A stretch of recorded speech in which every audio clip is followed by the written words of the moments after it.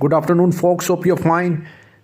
13 फरवरी 2025 देखते हैं हमारे पास क्या ट्रेडिंग अपॉर्चुनिटीज़ हैं। अगर आपने हमारी प्रीवियस वीडियो देखी है तो we were shorting the market और ये वो एरिया था जो कि स्ट्रॉन्ग रेजिस्टेंस था।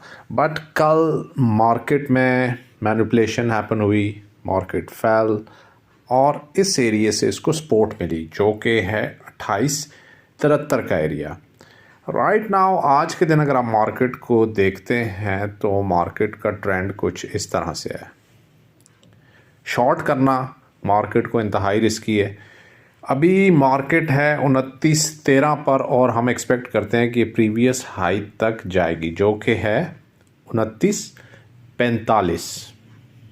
स्टॉप लॉस आप अपना हायर लोज के नीचे लगा सकते हैं, मे बी ओवर हेयर 2904 और over here at 2895।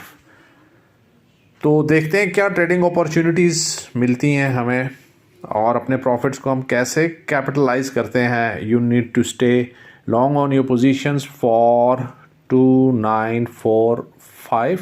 once this is broken then fib level at 2956 will come into play। तो देखते हैं आज क्या ट्रेडिंग अपॉर्चुनिटी मिलती है और हमें क्या वीकली क्लोज मिलता है। Stay managed and disciplined and good luck with your trades. Bye.